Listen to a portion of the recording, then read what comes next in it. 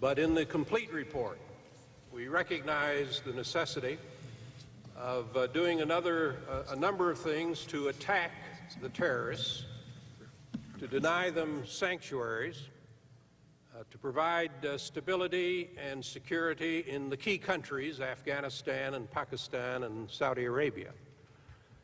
We have a section in the report on trying to prevent the growth of terrorism. And this is a very formidable challenge, as all of you can appreciate, because what it means is we have to engage in ideas with the Muslim world.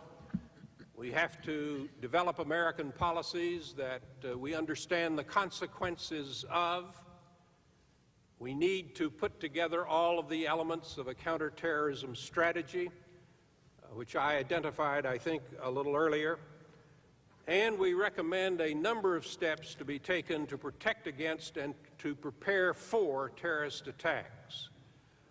So if you look at all of the report, you will find a good many recommendations beyond those relating to the organization of government, dealing with American foreign policy, dealing with how you respond to attacks, dealing with the important question of the security of our borders and immigration policy, dealing with the question of terrorist financing, and of course law enforcement and many other matters. I think it's a very complete and comprehensive report. The report, of course, is driven by the mandate of the Commission. We did not choose the mandate. It was given to us. And the statute identifies the areas that we are to approach, to make recommendations on, and that is what we've done to the best of our ability. Congressman Roma. What we have tried to do in making recommendations is not to look only at the boxes and the dynamic structural and systemic changes, but to also concentrate on the people. We have looked in the intelligence area and, as Lee and Tom have said, made some very dramatic changes, revolutionary changes with a National Counterterrorism Center and with a National Intelligence Director. But we also have stressed the importance of transforming our capability of training people in languages, in rebuilding our human intelligence, in making sure that when we're recruiting people in the front end, that we get the right kinds of people for the CIA. We have done the same thing in the FBI. While we have not picked an MI5 and not endorsed the Directorate of Intelligence reform that the FBI is currently doing, we picked a third option, a National Security Intelligence Service, concentrating on the people and the skills, concentrating on making sure, again, linguists and analysts are trained properly, that they have career tracks within the FBI that will reward that intelligence and counter-terror service. And finally, in Congress, we have said dramatic change is needed, but the people in Congress that are so instrumental for us to tackle this problem have to do their oversight better, more appropriately, and more diligently. This is not only about structure and reform of systems and organizations, it is also about the people in those roles that are so dramatically important to getting this done right. Both must be reformed. I think the philosophy which has guided our recommendations and their presentation in that narrow, focused form is driven by first things first. If you look at the failures in the American governments that led to 9/11, it was largely a failure to unearth and share information because the boxes were spread out all over the place. Look at Moussaoui. It rose all the way in Moussaoui to the head of the CIA, but it only rose to this level in the FBI, and they never came together. Very stark failure of information sharing and focus. Could that have prevented 9/11? We don't know, but that failure is there. If I were the President of the United States, I would want sitting next to me in a cabinet meeting a national director of intelligence so that I could fix responsibility in one person for issues of this sort. And I would want those counterterrorism center people down the hallway. And if I were in the Congress of the United States, I would want to make sure that I was protected from the accusation that oversight, funding, authorization, and appropriations were not adequate. Our reform recommendations are urgent. We have come together with the families to agree on that. If these reforms are not the best that can be done for the American people, then the Congress and the President need to tell us what's better. But if there is nothing better, they need to be enacted and enacted speedily, because if something bad happens while these recommendations are sitting there, the American people will quickly fix political responsibility for failure, and that responsibility may last for generations, and they will be entitled to do that. Everyone was caught unawares by September 11th. The President, the Congress, the American people, law enforcement agencies. Blame, if there's blame, has to be spread all across the board, because the American people never demanded more or better. But now we've been warned, specifically warned. And now we've been told by everyone from the President of the United States on down, it's going to happen again. And if it happens and we haven't moved, then the American people are entitled to make very fundamental judgments about that.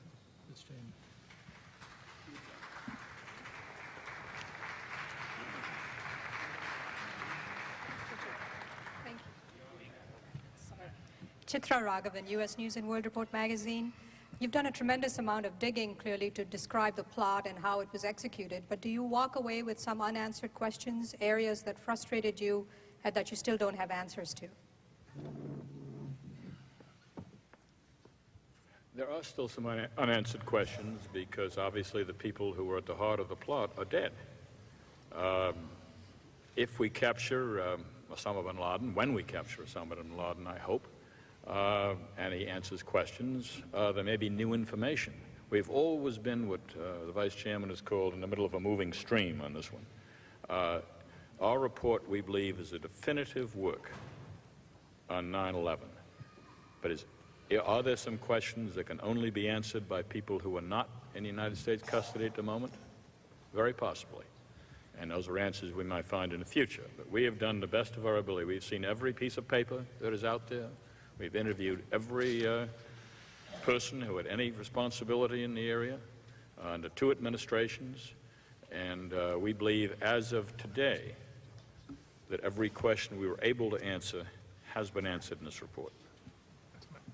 And just to follow up a moment on that, I think you will find when you read the report that where we don't know an answer, or where there's a logical next step that was not discernible, that we've noted it. There's nothing in here that we were trying to push to the side just because we didn't know a final answer on it. All we could give the American public and give ourselves in our deliberations was the very best and the most we could find. I think people, particularly with expertise in the area of government, will see that the amount of information we have collected from within the government is of extraordinary breadth and unique in many instances in the type of information which has been put forward and made available publicly. Heretofore, in various other contexts, reports of this nature have been restricted, have been subject to classification, and the public has not had the benefit of the knowledge which those who conducted the investigation were presented. In our case, as you know, we had certain roadblocks. We had to push hard for information. We believe that we have done a credible job in unearthing the information which was within our government, and we have gone further We have attempted to get information which was the result of ongoing interrogations of others who had information, and we have made judgments about the integrity of that information and have reported that. And so we have done our level best to bring forward to the public, and we have done so as we have moved along, all relevant information within our ability to put forward. And I think the American public can feel that this was a credible effort led by extraordinary people and an extraordinary staff, very talented, very dedicated, and extraordinarily hardworking. Hi, Jeff Rawson from WABC in New York. And speaking about New York specifically for a moment, you heard a good deal in the hearings about radio failures and technical problems. And while you make reference to it in the report, you mentioned that your recommendation is to create a signal corps. What exactly does that mean, and how would that solve the radio problems that we experienced in New York? John Lehman. We uncovered a fairly significant range of command, control, and communications problems. Now, specifically, your question refers to the communications problems. The military has struggled with this for a long time. Now, today, the normal order of military operations involves all services integrated, working together. Radios that are designed to work at sea don't necessarily work in intense land environments, in cities, in buildings. The military learned long ago that you need a systems approach to radios and to connectivity. In cities like New York especially, that is remains one of the most important, valuable targets of our enemy. We have to be able to assure the connectivity between the commanders, the civilian commanders on scene, the mayor and the civilian authorities, the fire department, fire departments of adjacent areas, of police departments, and in totally different environments, tunnels, skyscrapers, in the port areas and so forth. There's no one radio you can buy to fix that. And so you need a systems approach like the military uses. Every military unit that deploys to an operational area has a signal corps type unit with it that has the robust communications of different kinds that can keep the different units connected together and communicating, whether it's in a ship-to-shore or an air-to-ground or a ground-to-ground environment, and with the people trained on how to assure a fail-safe connectivity. That does not exist in New York or most other cities today. And with the assistance of the Pentagon and the federal government, it is a very high priority that this kind of connectivity be established to deal with threats in the future. Thank you, John. Now, I might say, as far as New York City goes, I personally feel one of our most important recommendations is that monies from Homeland Security should not be given out as a revenue-sharing program, but should be given largest amounts by far to the areas of greatest need and the most prominent targets. And that would, I presume, give most of that money to New York City, with Washington equal or a close second.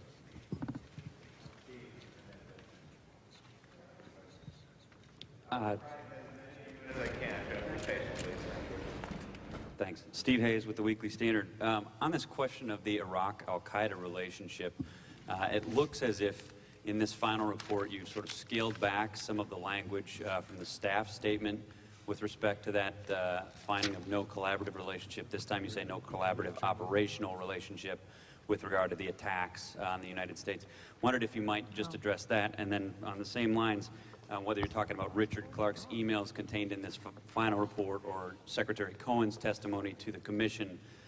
It appears that the Clinton administration believed in 1998 and believes today that Iraq provided at least some chemical weapons expertise to al-Qaeda and wondered if you had a comment on that. Thanks. Well, there was no question in our minds that there was a relationship between Iraq and al-Qaeda. There was one point there was thought maybe even al-Qaeda would find sanctuary in Iraq, and there were conversations that went on over a number of years, sometimes successful, sometimes unsuccessfully. While we don't know about weapons collaboration, particularly chemical collaboration, there was a suspicion in the Clinton administration that when they fired that bomb at that factory, that if in fact there were chemicals there, they may have come from Iraq. So there was a relationship. Having said that, we have found no relationship whatever between Iraq and the attack on 9/11. That just doesn't exist. So I think we were very careful in our wording in using that word collaborative relationship. I mean, that's what we found. It's language. It's evidence-based.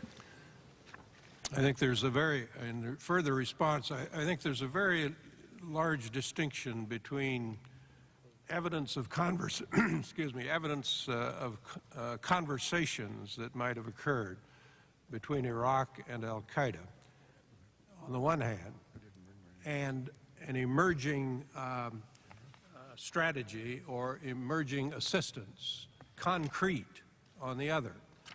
And what we do not have, as the chairman said, is any evidence of a concrete, collaborative, operational agreement. Conversations, yes, but nothing concrete.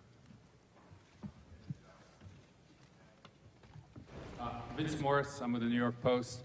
I have a question about Saudi Arabia. In reading the report, I noticed that the language that you use to describe that Saudi Arabia is very vague, and it seemed actually a little watered down, given what that country's track record is. I wonder if you can explain that. And I also wonder if you can get into why you did not address any of the issues that have been raised recently by filmmaker Michael Moore about connections between the Saudi family and the bin Laden family and the Bush administration, and whether that may have played any role in all of this. Well, I haven't seen Mr. Moore's film. I'm not sure what those allegations are. We do talk quite definitively about the allegation that there was a flight of Saudis that took off before airspace was open, authorized by high level in the United States government without the proper interviewing by the FBI. And what we say, that story is just not true. That plane took off. It took off after the airspace was open, after the FBI had screened the people, and it was authorized by Mr. Clark. We do handle that one. We didn't water down any language that I'm aware of in Saudi Arabia. What we do say is that we've got to get beyond this relationship having to do with just oil. We have got to work with the Saudi government that shares a very common interest with us now, because the terrorists would be very, just as happy, I think, to destroy the government in Saudi Arabia right now as they would our own government. And they have a very common interest in working with us against the terrorists at this point, who have attacked them as well as attacked us. We do believe, however, that our relationship with that country cannot be just, we'll ignore this and that, and they'll give us oil and everything will be fine. We have got to help them and urge them to implement reforms to gain some stability in that country, to help us trace money, if money is a problem as it gets to terrorist organizations. Tom, if I may add to that, we have found no evidence of the involvement of the Saudi government in the plot. We have found evidence of individual Saudis and Saudi charities, whether witting or unwitting, we do not know, whose funds have found their way to the support of al-Qaeda and terrorism. Since 9/11, and especially since May of 2003, Saudi cooperation with regard to the United States has sharply improved, and they are helping us now on the terrorist financing issue. They've taken steps to tighten up the regulation in their financial communities to guard against terrorist financing. As the chairman mentioned, this is a very difficult relationship for the United States and has been for a long time. But we want to see that relationship get more depth and texture to it than it has had in the past several decades. And that relationship should include a shared commitment to political and economic reform in the kingdom, and a shared commitment to greater respect for tolerance in the society, and a shared commitment to fight terrorism, and a shared commitment in the reform area to improve the quality of education. This is a very large agenda that we need to develop with the Saudis because it's such a very important country in this war on terrorism. Senator Gordon. I think, you know, in a sense, it's difficult to answer a negative. But in the report, we include all of the facts that we regard relevant to Al-Qaeda and the United States and Saudi Arabia and Iraq to the charge which we were given. You know, we do not spend a lot of time, you know, attempting to prove negatives. We lay out the evidence. We lay out the facts. By and large, the conclusions from those facts are left to the American people to make, except when they seem to us to be obvious. So the materials in here on Saudi Arabia are the materials we consider relevant to our report. The materials in here on Iraq are the materials we consider relevant to the report.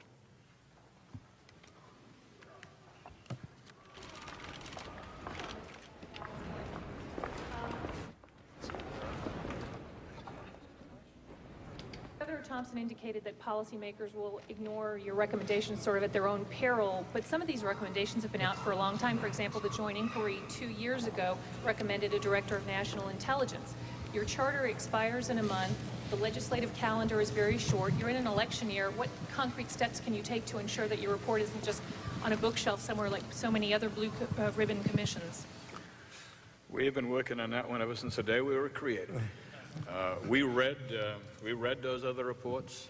There are a number of commissions who made first-class recommendations. If they'd been implemented, this country would have been better and safer. They were not implemented. They were ignored. The Hart-Rudman Commission comes to mind. The Lockerbie Commission is another one. All commissions which made good recommendations. We have determined as a commission not to let that happen. Now, these are tough recommendations. These are not easy to implement. One of the reasons some of the ones haven't been implemented yet that are made already is because they're tough. They're not easy to do.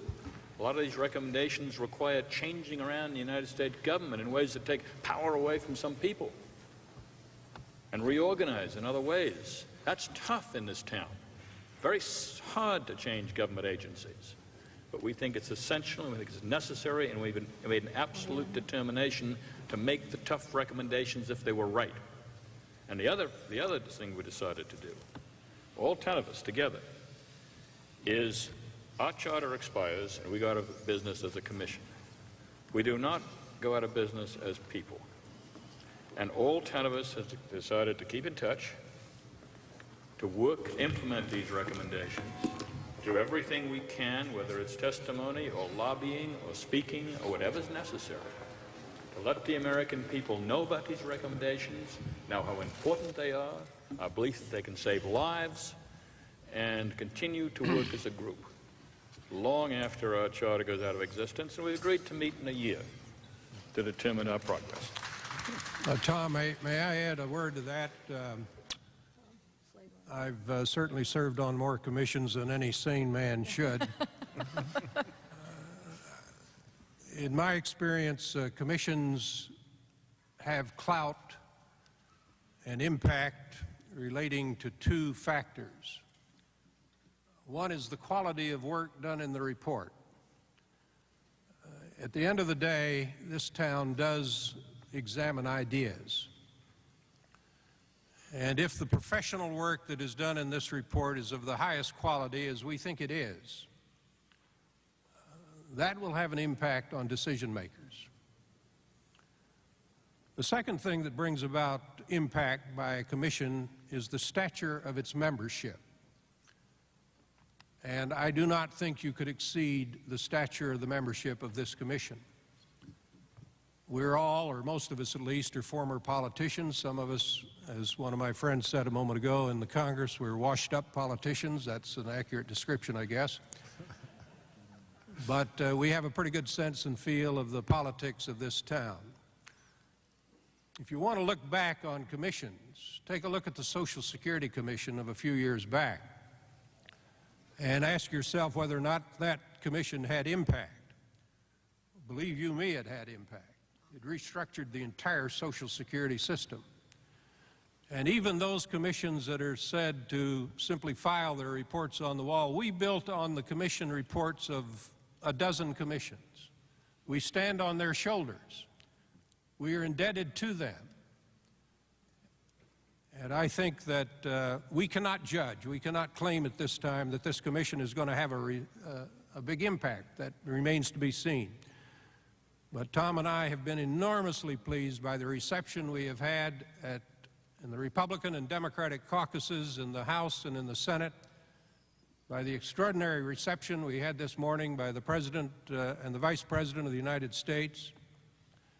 And so we entered the fray here optimistic that we can get some important things done. If I could disagree slightly with that, I would call myself hopeful but not optimistic that these changes will be enacted prior to another terrorist attack on the United States. Regrettable though that may be, these are significant changes we're recommending. John Diamond asked earlier, described it as restructuring. This is not a private sector company we're talking about restructuring here. These are changes in law that we're asking for. Changes in law that will give those who apparently have responsibility the authority necessary to carry out their job. And it will require members of Congress in some cases to give up committee assignments that they currently have that they love. It will require in the government people to give up authority that they currently have over hiring, over budgets. The Department of Defense, most notably, will be asked to give up substantial authorities, though they will get substantial new authorities.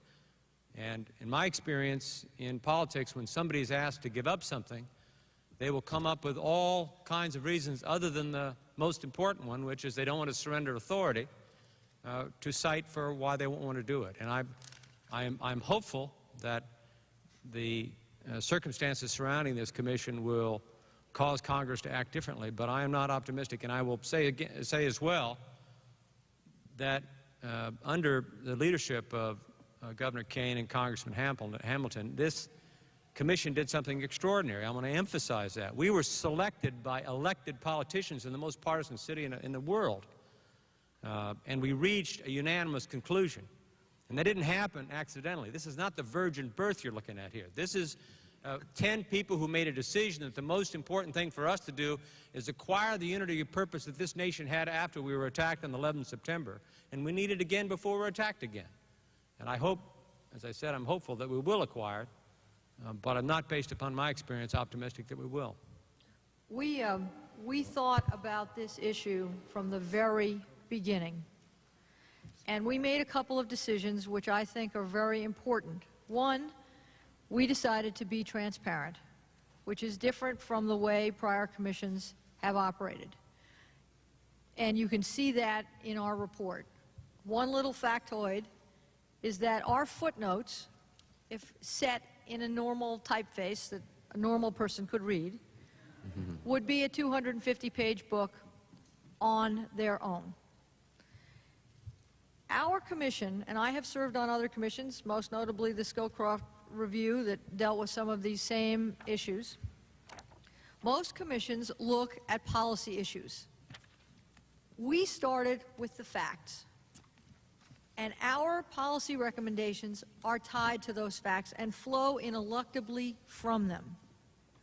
And so you will find in this report the basis for every single recommendation. And as Jim Thompson says, policymakers ignore that at their peril. So we have the facts. We have 9/11 as a tectonic moment in our history. Slade Gordon and I visited with an editorial board yesterday, and one of the questions we got was essentially this one: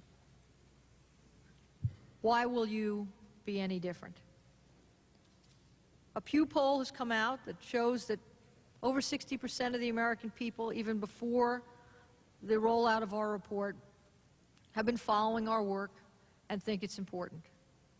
We think that this issue has resonance in the country, and the proof will be in whether our leaders come together with the same unity of purpose that we have had to create a unity of effort around the counterterrorism mission. There are bad consequences to being in the middle of a political season, and there are also good ones. Because everyone who is running for office can be asked, do you support these recommendations?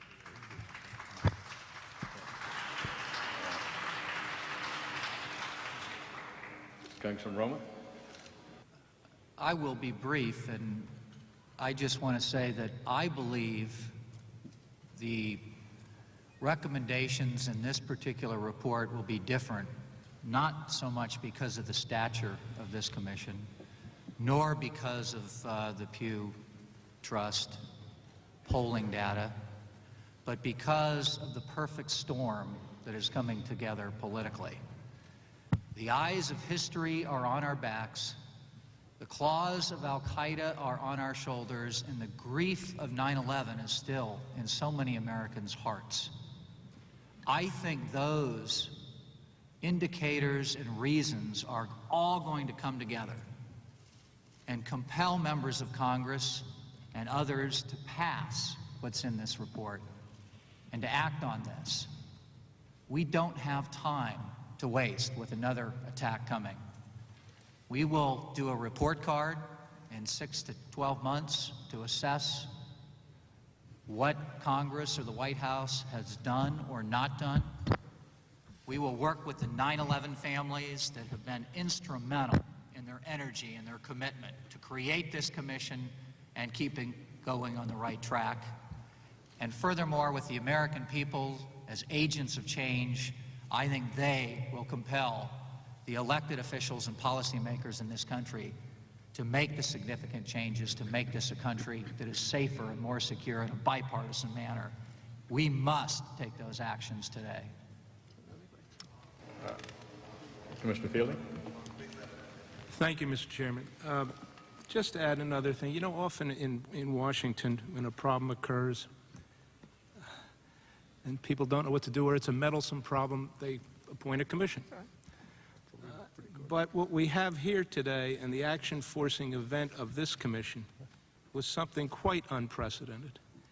And we assumed that responsibility, and that was a charter for us to think surgically but think big. And we had a lot of discussions about this. And many people have said, since it started to leak out as to what our recommendations were, they've said, you know, why do you make recommendations that are so bold? Why do you make recommendations that are going to be very difficult because somebody has to give up something, somebody has to break a cookie jar? Why do you do that? Why don't you do something that you know has a better percentage chance of passing? And I think after our discussions, the answer that we came to, and the reason you see the recommendations we have, is the question is, if not now, when? So, thank you. I might say, by the way, that the conversations that Congressman Hamilton and I have had with the leaders in both houses, House and Senate, in both parties, with the President of the United States, with Senator Kerry and Senator Edwards, all those conversations are encouraging. And they give us hope that some of these bold recommendations are, in fact, going to be taken very seriously. Let's move to question. We'll try to get us on it. Mike Kelly, Bergen record. I was struck in the report by the statement about the failure of imagination in our country, and I would just like to know, you've interviewed many government officials throughout your research. Is that failure subsided? Are we beyond that failure of imagination now, and what is the current state of that? Do you want to take that one? I think the failure of imagination we consider to be one of the major failures of the government. The fact of the matter is we just didn't get it in this country. We could not comprehend that people wanted to kill us. They wanted to hijack airplanes and fly them into big buildings and important buildings.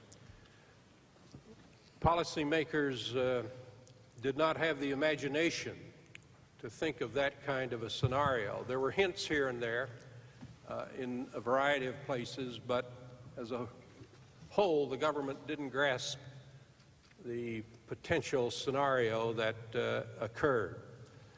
We were often advised during the course of the hearings to read very imaginative writers like Tom Clancy, and encouraged to think outside the box. And I think that's an important part of the counterterrorism effort. Have we gotten beyond the lack of imagination? I'm not sure I can answer that today. But I think all of us are aware of the fact that we have to understand we're contending here against a very entrepreneurial, very innovative enemy who know how to penetrate our open society. They understood that they could get a 4-inch knife on board, but maybe not a 6-inch knife. And they understood a lot of other weaknesses in the system. So we have to have an imagination strong enough to think about a number of different scenarios, and it is a very key part of a counterterrorism strategy. Let me add to this. Part of the problem here is that it's very difficult to imagine something if the facts are withheld from you. And let me lead with one and use our Vice Chairman's novelist as the example. In order to have a debate in this country about how much should we spend money, how much should we spend on intelligence, here's how it has to go. According to Tom Clancy, we will spend $40 billion this year on intelligence. If Mr. Clancy is correct, I believe that's an insufficient amount. Or I will have to say, according to Tom Clancy, we spend $6 billion on the National Reconnaissance Office, and we spend less on the DCI than we do on the Environmental Protection Agency. And if Mr. Clancy is correct, I believe we spend too little. We can't have a public debate because the American people aren't entitled by law to know how much money we're spending on all these agencies. By law. And in the old world, it was because the Soviet Union knew. Well, we didn't want them to know. Well, we tell everybody how big our Navy is. We tell everybody how big our Army is. We tell them about everything else having to do with national security. But for some reason, how much we spend on intelligence is withheld. And it creates a tremendous problem. Note, for the record, that 75% of what we knew about, found out about Osama bin Laden after 9/11, we knew in 1996. 90% of the facts that we knew about Osama bin Laden, we knew in 1998. But the full story wasn't delivered until after 9/11. It was held in classified, compartmentalized sections. And it produced a tremendous problem. How in God's name are you supposed to imagine a threat if the facts are being withheld from you? I believe central to the problem that we have dealing with a non-nation state actor is the more information you withhold, the less likely it is that Congress and the American people not only are going to imagine the threat, but provide the political support necessary to deal with that threat.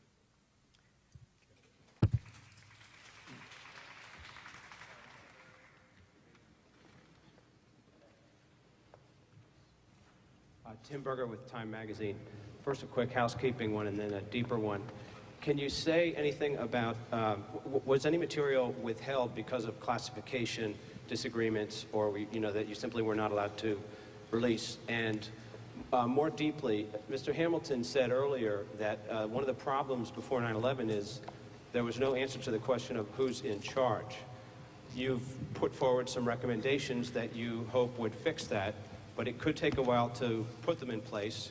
The Homeland Security Department, 15 months later, is still gaining its footing. So it could be a while till there's a statutory answer to that question. In the meantime, is it clear who's in charge now? Is there adequate power and accountability to prevent another terrorist attack? Well, I'll start with the first question, and Jamie, if you want to take the second, or do you want to take the first? No, second. This is a report basically without redactions. When I told that to the members of the United States Congress, their mouths dropped open. We were able to work with this government to enable us to reveal a number of things, including things that had already been redacted from other reports. No, we did not have anything withheld from us. So this is a complete report. The only redactions, I believe, are some of the sources in the PDBs. The PDBs themselves, both the Clinton one and the Bush one, are there in full, but some of the sources may be blacked out. But other than that, there are no redactions and nothing withheld, and we're very, very grateful for that. The second part of the question, Jamie? Yeah, just to finish up on that first answer, I mean, the staff worked with the administration where necessary to essentially write around issues. So there's some statements that are perhaps a little less precise than we otherwise would have been, but no material information has been withheld. On your second question, which I think is a very, very important one, the reason that you're hearing such a tone of urgency in our collective voices is because the answer to the question that I repeatedly asked and numbers of us asked in our hearings, who is in charge, who is our quarterback, was almost uniformly the President of the United States, which of course he is, but this is not his full-time job. And it is an impossible situation for that to remain the case. We offer what we think is a good and helpful solution to that. As Jim Thompson said, it may not be the only solution, but I think the burden is on others to come up with a better one. Right now, the authorities to act cohesively do not exist. Senator Gordon asked to be excused. He said, "There's not any questions you asked." It is instead the fact that he has an appointment with a number of senators who he's going to talk to about our recommendations. I said that was most important, Senator. Godspeed.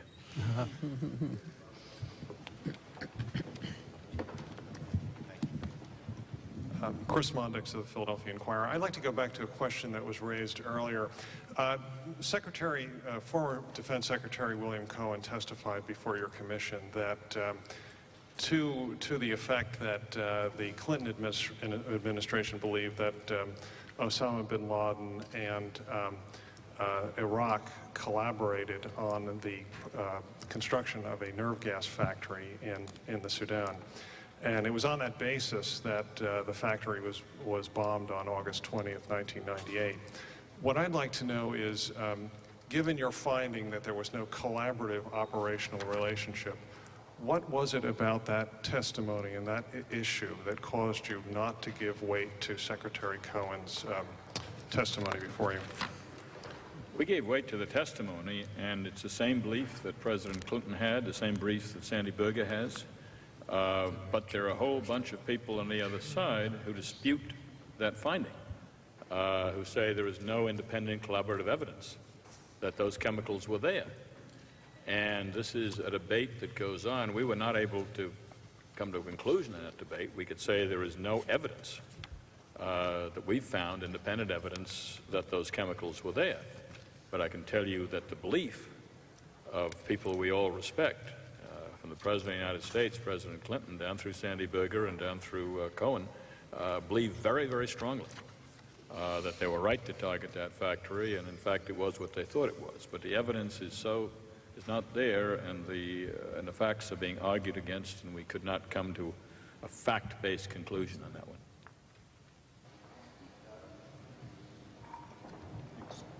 Doug Pasternak at NBC News. You've stayed away from placing blame on both the Clinton and Bush administrations, but could you tell us where you think they could have done a better job, especially in the area of domestic surveillance and collection of intelligence? Look, we have some of the same comments to make, frankly, about both presidents. We believe they understood thoroughly the threat from Osama bin Laden. We believe they both took actions that they thought were necessary to meet that threat. They met, they talked about it, they talked to their advisors about it. But we also believe that they did not take it as seriously as it should be taken. It was not their top priority. It was not up on top of the priority list. And that reflected, by the way, the American people. It reflected the presidential campaign. I mean, we had an entire presidential campaign in 2000, right? Thousands and thousands of words spoken, as are always spoken in presidential campaigns. We can find only one reference to terrorism in the entire campaign. That means the reporters weren't asking questions, the American people weren't asking questions, the Congress wasn't stimulating discussion, and it wasn't there. So, yeah, we do believe both presidents could have done more in this area. But we also believe that, like the rest of us, they did not envision this as the kind of problem it obviously already was.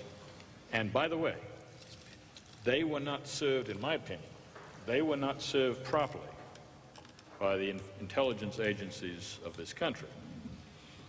Having read every single presidential daily briefing having anything to do with this subject, under two administrations, I can tell you that the two presidents of the United States were not well served by those agencies, and they did not, in my opinion, have the information they needed to make the decisions they had to make.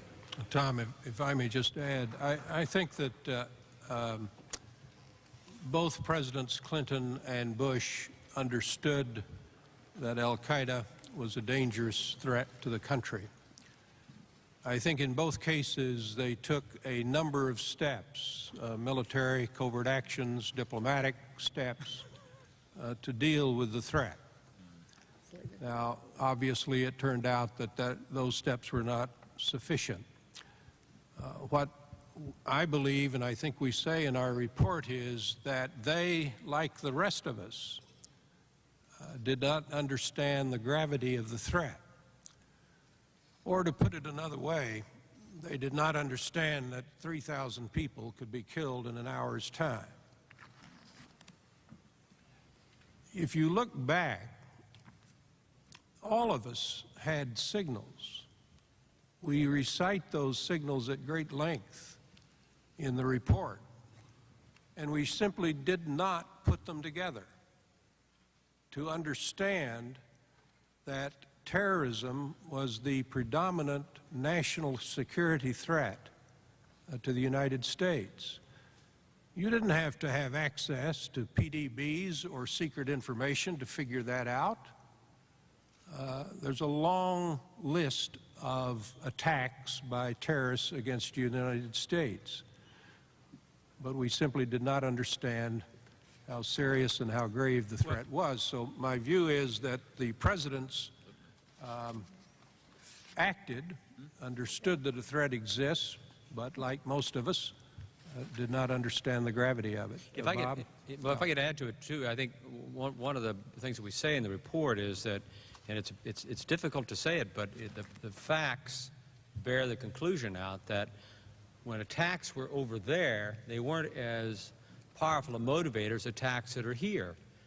When Yusuf and Mir Ahmad Khanzi killed Americans on U.S. soil in 1993, in January and February of 1993, Yusuf blowing up the World Trade Center, Khanzi killing 2 CIA employees in Langley, We didn't have to demonstrate that they were the overriding threat to the United States of America to deploy all our resources to hunt them down until we were able to render them back to the United States and then try them and convict them, which is what we did. Both of those men were brought to justice in the United States of America, and we didn't find ourselves troubled by all kinds of diplomatic nicety requirements, et cetera, or that we had to prove that there was a great national security threat here. I say again, one of the problems with Osama bin Laden is that I'm uncomfortable actually having to say to the American people, I'm not sure that either President Clinton or President Bush had the full narrative of who he was until after 9/11. That he was involved with a series of attacks against U.S. military and civilian personnel for 9 years prior to 9/11. I'm not 100% certain that all of those things were known by either President Clinton or by President Bush prior to 9/11. And one of the reasons for this failure of imagination really gets right to the heart of our organizational recommendations, because it was an institutionalized failure of imagination. We went into the 21st century in an era of transnational terror with a government apparatus that was designed following World War II to fight the Cold War. It's a 50-year-old apparatus dating from the 1947 National Security Act, and it is one that totally separates foreign intelligence and foreign threats from domestic. And our domestic security was simply utterly incapable of imagining the threat and dealing with it that was internal to the United States. So that is why we are not just recommending moving around the deck chairs and boxes on organization charts. There is a deep fundamental dysfunction in the way we go about our intelligence gathering and analysis and providing the data to the decision makers.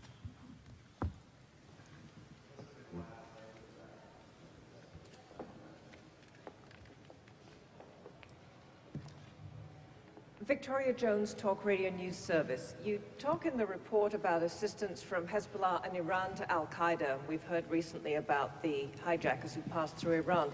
But you also say that any relationship currently between Iran and Hezbollah seems to have been concealed.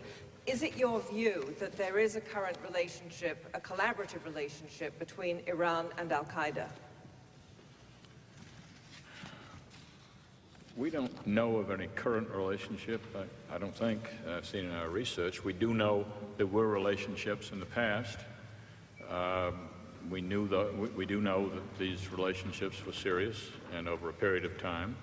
We do know that when people wanted to get through Iran to Afghanistan to meet with Osama bin Laden, including a number of the hijackers, are able to do so without marks in their passports that would indicate they had been through Iran. We know that kind of collaboration. But there is no evidence whatsoever, for instance, that Iran knew anything about the attack on 9/11, or certainly assisted it in any way whatsoever. So we know of a relationship. How deep that relationship is, and we don't know if it exists to this day. That's going to require more research. I think this is an area that really does need more investigation. What we find at this point is, number one, Iran and Hezbollah did provide assistance to of various types to al-Qaeda in the years before 9/11. And secondly, as the chairman has said, we have not seen evidence that would suggest that Iran or Hezbollah had any pre-knowledge of 9/11. And it is our view that al-Qaeda planned this operation and carried it out by themselves. Okay.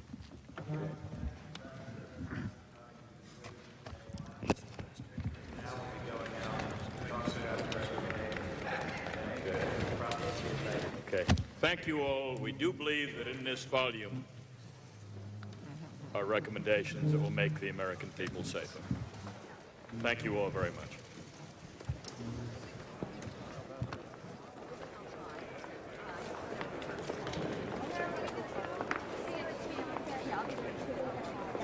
Yeah.